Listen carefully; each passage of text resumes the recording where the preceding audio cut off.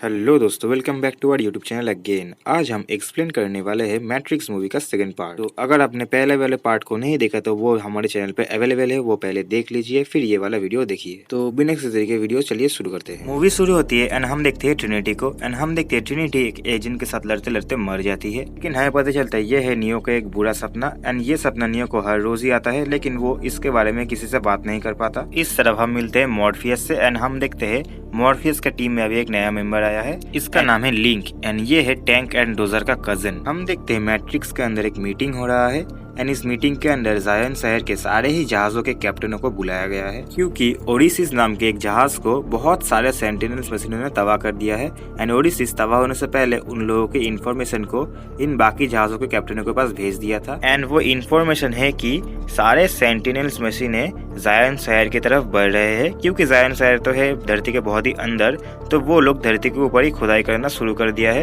And अगले 72 घंटे के अंदर वो लोग जायन शहर पहुंच जाएंगे। इसलिए जायन शहर के कमांडर लोक ने सारे जहाजों को फिर से जायन सिटी बुलाया है, क्योंकि जब मशीनें हमला करेंगे इनके ऊपर तभी यहाँ पर सारे जहाज मिलकर सारे मशीनों को हराने की कोशिश करेंगे। उस टीम मीटिंग में आता है Morpheus and neo and Trinity. तो मॉर्फियस यहाँ पर आके सभी से कहता है कि उसे ओराकल के बात के ऊपर भरोसा है एंड नियो अभी भी इस जंग को रोक सकता है, लेकिन प्रॉब्लम है कि 6 महीने से ओराकल गायब है एंड ओराकल का कोई भी अता पता नहीं है। तो मॉर्फियस को ओराकल को सबसे पहले ढूंढना पड़ेगा, लेकिन मॉर्फियस का जहाज का फ्यूल खत्म होने वाला है, इसलिए मॉर्फियस को फिर से जायन शहर जाना पड़ेगा रिफ्यूलिंग के लिए।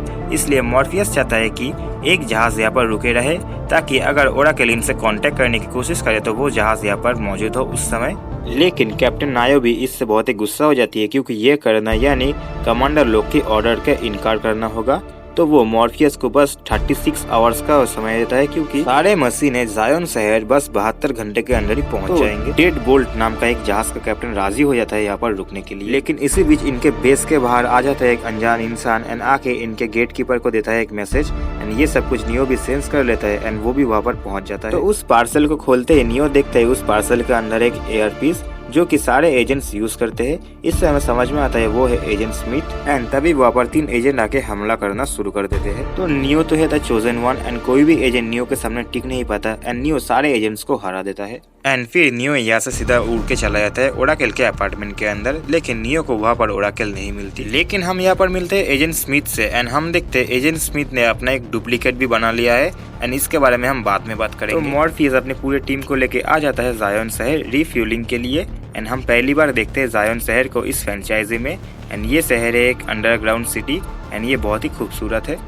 तो मॉर्फियस डायरेक्ट चला जाता है कमांडर लोग के साथ मीटिंग के लिए एंड हम देखते हैं जायन शहर में नियो बहुत ही फेमस है एंड हम देखते हैं सारे ही बच्चे नियो के टीम में आने के लिए बहुत ही उत्सुक है एंड इस बच्चे को अब याद रखिए, ये बच्चा 3rd पार्ट में बहुत ही काम में आएगा। तो कमांडर लोग के ऑफिस में कमांडर लोग तो बहुत ही गुस्सा है मॉर्फियस के ऊपर, क्योंकि कमांडर लोग का हुक्म था कि सारे ही जहाज जायन शहर वापस आ जाए, लेकिन मॉर्फियस की वजह से उनके पास अभी एक जहाज कम है एंड कमांडर लोग ओराकल के बात के ऊपर भरोसा नहीं करता एंड ओराकल की वजह से उनके पास अभी एक जहाज कम है, क्योंकि वो जहाज तो ओराकल के मैसेज के लिए मैट्रिक्स के अंदर ही रुका हुआ है। तो तभी इनकी मीटिंग के बीच आ जाता है जायन सिटी का काउंसिलर आप समझ लीजिए वो जायन शहर का लीडर है। काउंसिलर इन दोनों से कहता है कि सारे ही जहाज अचानक से जायन शहर वापस आ जाने के कारण जायन शहर के आम जनता अचानक से ही बहुत ही पैनिक हो चुके हैं एंड उनको समझ में नहीं आ रहा है कि क्या होने वाला है आगे एंड इसलिए काउंसिलर ने आज रात को एक जश्न रखा हुआ है एंड इस जश्न में वो आम जनता के लिए कुछ घोषणा करने वाले हैं एंड इसलिए वो मॉर्फियस को चुनते हैं, ताकि मॉर्फियस आम जनता के बीच ये मैसेज पहुंचा सके कि आगे क्या होने वाला है। तो इस तरफ नियो एंड ट्रिनिटी जब अपने घर जा रहे थे जायन शहर के अंदर,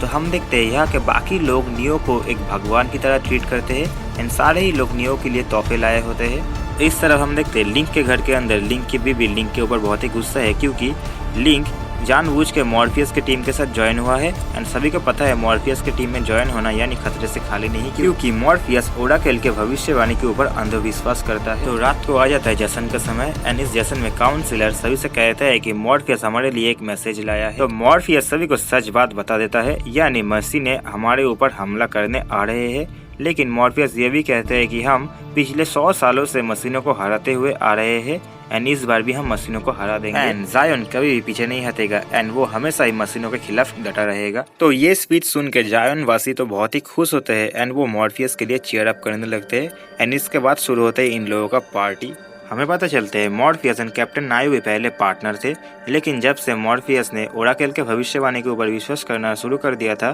तभी से कैप्टन नायो भी कमांडर लोग के पास चली गई मॉर्फियस को छोड़ के। हम देखते इस तरफ जायोन शहर का पार्टी चल रहा था एंड इस तरफ नियो एंड ट्रिनिटी भी अपने कमरे में जाके पार्टी कर रहे थे। लोल। इस तरफ मैट्रिक्स के अंदर हम देखते हैं डेडबुल जहाज के कैप्टन के क्रू मेंबर को मिलता है ओराकल का मैसेज एंड ये दोनों क्रू मेंबर जब मैट्रिक्स के बाहर जा रहे थे तभी वहाँ पर आ जाता है एजेंट स्मिथ। आके वो एक क्रू मेंबर को कर देता है इन्फेक्ट एंड इन्फेक्ट होने के बाद वो क्रू मेंबर बन जाता है एजेंट स्मिथ का क्लोन एंड वो क्लोन आ जाता है मैट्रिक्स के बाहर। इसका क्या हुआ मैं आगे आपको बताऊं। तो उसी दिन रात को ही नियो को पता चल जाता है कि ओराकल ने कांटेक्ट कर लिया है। नियो अपने पूरे टीम के साथ जब जा रहा था जहाज के तरफ, तब वही इंसान जिसको एजेंट स्मिथ ने इन्फेक्ट कर दिया था वो नियो को मारने जा रहा था, लेकिन तभी वो बच्चा आ जाता है एंड वो अपना काम नहीं कर पाता। तो आप लोग समझ लीजिए, एजेंट स्मिथ जिस भी इंसान को इन्फेक्ट करता है तो उसका पूरा कंट्रोल एजेंट स्मिथ के पास आ जाता है, क्योंकि एजेंट स्मिथ अभी एक वायरस है। तो जितना भी क्लोन एजेंट स्मिथ का होगा वो सभी का कंट्रोल मेन एजेंट स्मिथ के पास ही होगा, तो वो रियल लाइफ में हो या फिर मैट्रिक्स के अंदर। मॉर्फियस के जाने की खबर सुन के कमांडर लोग बहुत ही गुस्सा हो जाता है एंड वो काउंसलर के पास जाता है एंड उनसे सवाल पूछता है। काउंसलर कहता है कि उन्होंने ही मॉर्फियस को जाने की इजाजत दिया है, क्योंकि मशीनों की तादाद इतना है कि उनका सारे जहाज भी मिलके मशीनों को नहीं रोक पाएंगे, इसलिए वो मॉर्फियस को एक आखिरी चांस देता है ओराकल से डील करने के लिए। मैट्रिक्स के अंदर जाके नियो पहुंच जाता है ओराकल के लोकेशन के पास एंड वहाँ पर जाके वो मिलता है ओराकल के बॉडीगार्ड से जिसका नाम है शरफ एंड वो एक कंप्यूटर प्रोग्राम है। तो शरफ नियो से फाइट करना शुरू कर देता है, क्योंकि वो टेस्ट कर रहा था कि नियो ही है द चोजन वन, क्योंकि द चोजन वन ही एक कंप्यूटर प्रोग्राम को हरा सकता है। एंड जब उसको पूरी तसल्ली मिल जाती है तब वो नियो को ले जाता है ओराकल के पास। नियो ओराकल से मिलके बहुत ही शॉक्ड है, क्योंकि नियो को पता चल जाता है कि ओराकल एक प्रोग्राम है एंड नियो ओराकल से पूछती है अगर आप प्रोग्राम हो तो आप हमारी तरफ क्यों हो, यानी इंसानों की मदद क्यों कर रहे हो। ओराकल कहती है हर प्रोग्राम का अलग अलग काम होता है, तो ओराकल का काम है हर इंसान को अपने मंजिल की तरफ राह दिखाना। तो ओराकल नियो से कहती है अगर तुम जायन शहर को बचाना चाहते हो तो तुम्हें जाना पड़ेगा मैट्रिक्स के सोर्स कंप्यूटर के पास, जहाँ पर जाके नियो को हर सवाल का जवाब मिल जाएगा। लेकिन सोर्स कंप्यूटर के पास जाने के लिए नियो को चाहिए एक चाबी एंड वो चाबी बस उसको मिलेगा की मेकर के पास। लेकिन ओराकल बताती है की मेकर को कुछ दिन पहले मैरोवेंजिन नाम के एक बहुत ही अमीर कंप्यूटर प्रोग्राम ने किडनैप कर लिया है। तो ओराकल नियो को मैरोवेंजिन का लोकेशन दे देती है एंड वहाँ से वो चली। ओराकल के जाने के बाद वहाँ पर आ जाता है एजेंट स्मिथ एंड वो आके नियो को इन्फेक्ट करने की कोशिश करता है, लेकिन वो कामयाब नहीं होता। तो वो नियो से फाइट करने लगता है एंड यहाँ पर हम देखते हैं एजेंट स्मिथ के 100 से भी ज्यादा क्लोन यहाँ पर आ जाता है नियो से फाइट करने के लिए। तो क्लोन्स की संख्या बहुत ही बढ़ जाने के कारण नियो वहाँ से उड़ के निकल जाता है एंड मैट्रिक्स के बाहर आ जाता है। इस तरफ जायोन शहर में बार काउंसिल की मीटिंग हो रही थी, क्योंकि अटैक बहुत ही जल्द होने वाला है। तो कमांडर लोग हालत की गंभीरता बता रहे हैं। यहाँ पर एक काउंसिलर नियो की टीम के बारे में पूछता है कमांडर लोग से, तो कमांडर लोग कहते हैं नियो के बारे में कोई भी खबर अब तक उनको नहीं मिला है। तो काउंसिल ऑर्डर देती है 2 कैप्टनों को कि वो जाके नियो को ढूंढे मैट्रिक्स के अंदर। तो यहाँ पर कैप्टन नायो भी और एक कैप्टन को यहाँ पर चूज किया जाता है। इससे कमांडर लोग बिल्कुल भी खुश नहीं होता। इस तरफ मैट्रिक्स के अंदर नियो एंड उसकी पूरी टीम चली जाती है मैरोवेंजिन से मिलने के लिए उसके रेस्टोरेंट पे एंड हम देखते हैं मैरोवेंजिन एक बहुत ही अमीर प्रोग्राम है, उसके बाद बहुत ही पैसा है, लेकिन वो अपने बीबी को बहुत ही धोखा देता है। मैरोवेंजिन कहता है की मेकर को उसने बंदी बना के रखा है एंड उसको वो नहीं छोड़ेगा किसी भी कीमत पे। तो जब नियो एंड उसकी टीम वहाँ से जा रहे थे तभी मैरोवेंजिन की बीवी उनको रोक देती है एंड वो बोलती है कि वो की मेकर को आजाद कर देंगे नियो से एक किस के बदले।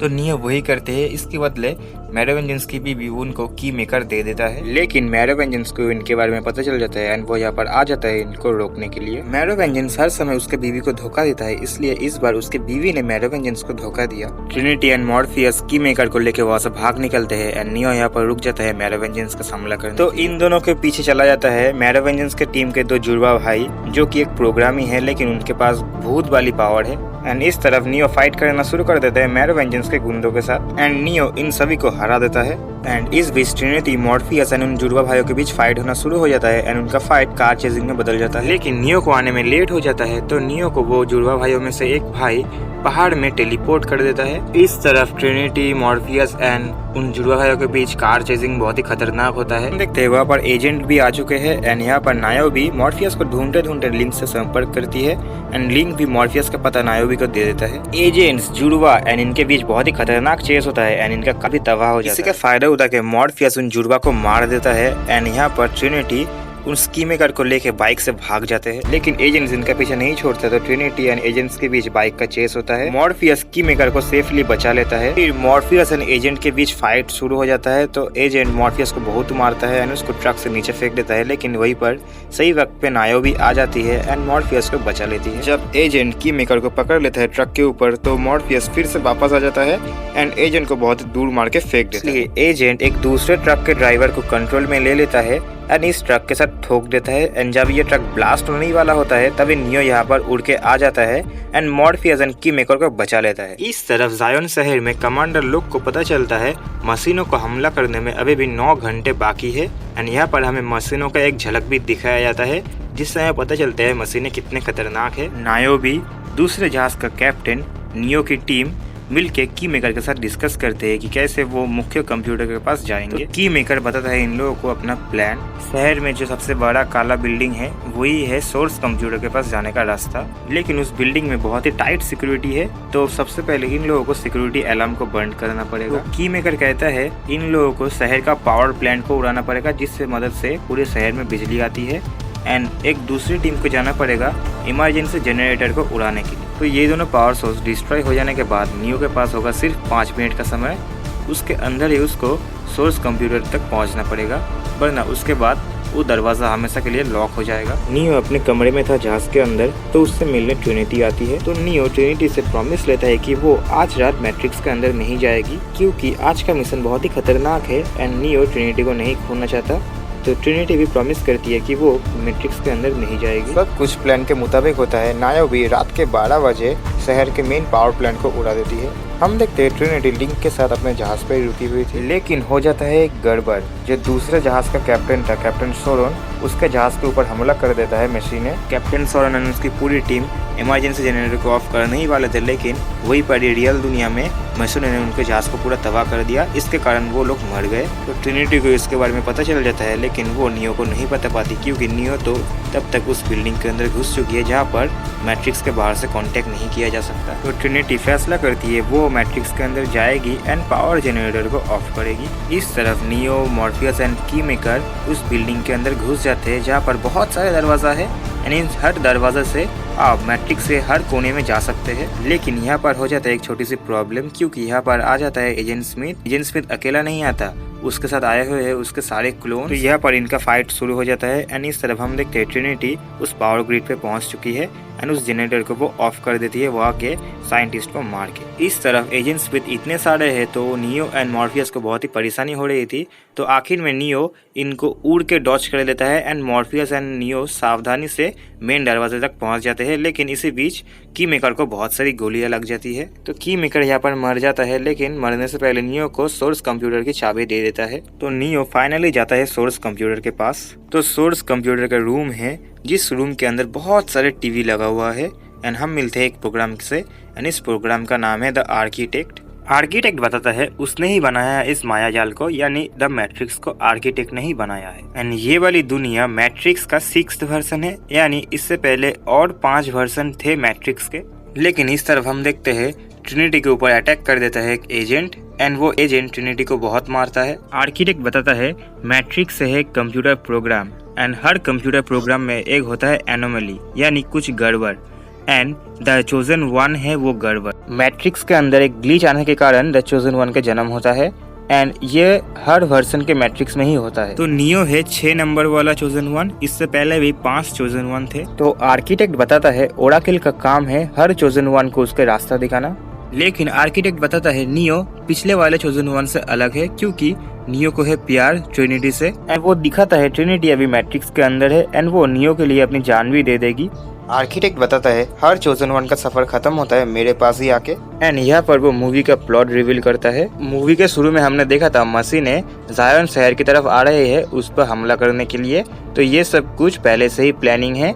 मतलब इससे पहले भी 5 बार जायोन शहर पे हमला हो चुका है एंड मशीन ने वो हमला जीत भी लिया है। आर्किटेक्ट बताता है जायोन शहर का तबाह होना निश्चित है एंड उसको रोका नहीं जा सकता। अभी तक चोजन वन के पास एक ही चॉइस है कि वो मैट्रिक्स के अंदर से 23 इंसानों को आजाद करे, उसमें से 7 होगा पुरुष एंड 16 होगा महिला एंड उनके साथ मिलके वो फिर से नए जायोन शहर की सृष्टि करे एंड फिर से एक नया मैट्रिक्स का वर्जन रिलीज होगा।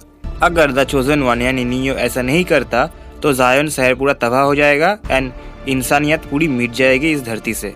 एंड क्योंकि 23 इंडिविजुअल मैट्रिक्स के अंदर के लोगों को बचाने के लिए चोजन वन को जाना पड़ेगा सोर्स कंप्यूटर के अंदर कनेक्ट होने के लिए।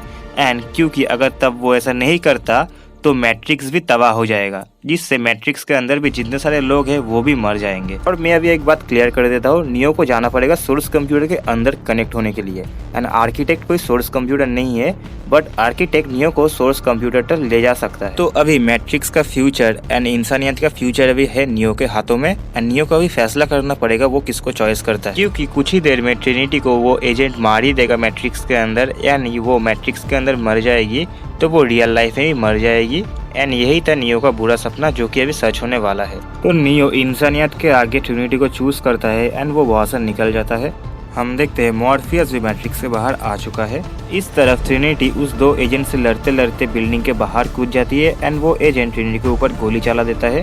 हम देखते हैं नियो आर्किटेक्ट के रूम को तबाह करते हुए फुल स्पीड से उड़ते हुए ट्रिनिटी को बचाने चला जाता है। एंड वो उड़ते हुए ट्रिनिटी को बचा भी लेता है, लेकिन तब तक बहुत ही देर हो चुकी थी क्योंकि ट्रिनिटी को एक गोली भी लग चुका था। लेकिन हम अभी भूल रहे हैं नियो है द चोजन वन एंड वो मैट्रिक्स में हर कुछ कर सकते हैं जो वो रियल लाइफ में नहीं कर सकता। तो वो यहाँ पर ट्रिनिटी को बचा लेता है। मैट्रिक्स से बाहर आने के बाद नियो बताता है मॉर्फियस को कड़वा साज। द चोजन वन का काम है बस आर्किटेक्ट की मदद करना, यानी नए जायन शहर को बसाने के लिए हेल्प करना। एंड ये जंग होके ही रहेगी एंड जायन शहर तबाह होके ही रहेगा। चोजन वन भी कुछ नहीं कर सकता। तो मॉर्फियस तो पूरा टूट जाता है क्योंकि मॉर्फियस को इतने दिनों से भरोसा था ओराकल के ऊपर, लेकिन ओराकल के बाद एकदम झूठ निकला। तभी उनके जहाज के सामने बहुत सारी मशीनें आ जाती है एंड इनके ऊपर बॉम्ब से हमला कर देती है। तो इन लोगों को अपना जान बचाने के लिए जहाज छोड़ के भागना पड़ता है एंड इनका जहाज को तबाह कर दिया जाता है मशीनों के द्वारा। लेकिन कुछ मशीनों को इन लोगों को भी दिख जाता है एंड वो इनके पीछे आ जाता है। लेकिन तभी नियो को कुछ अलग महसूस होता है एंड वो मशीनों को फील कर सकता है अभी। एंड नियो अपने हाथों की मदद से इन सारे मशीनों को रोक के तबाह कर देता है। यानी ये पावर है टेलीकिनेसिस वाला पावर जो कि प्रोफेसर एक्स के पास भी है। एंड नियो बेहोश हो जाता है एंड ट्रिनिटी एंड मॉर्फियस समझ नहीं पाते वो क्या करेंगे। लेकिन तभी वहाँ पर हैमर नाम का और एक जहाज आ जाता है इनकी मदद करने के लिए। हैमर जहाज के अंदर जाने के बाद ट्रिनिटी को पता चलता है नियो अभी कोमा के अंदर है। हैमर जहाज के कैप्टन एंड मॉर्फियस के बीच मीटिंग हो रहा था। तो हैमर जहाज का कैप्टन बताता है मशीनों ने जायन शहर के बाहरी सुरक्षा को पूरा तबाह कर दिया है। वहाँ पर 5 जहाज थे एंड उस 5 जहाज को मशीनों ने पूरा तबाह कर दिया क्योंकि किसी ने उन सारे जहाज़ों का एएमपी सिस्टम को खराब कर दिया था। लेकिन हैमर जहाज के कैप्टन को वहाँ पर कोई नहीं मिला, बस एक इंसान के।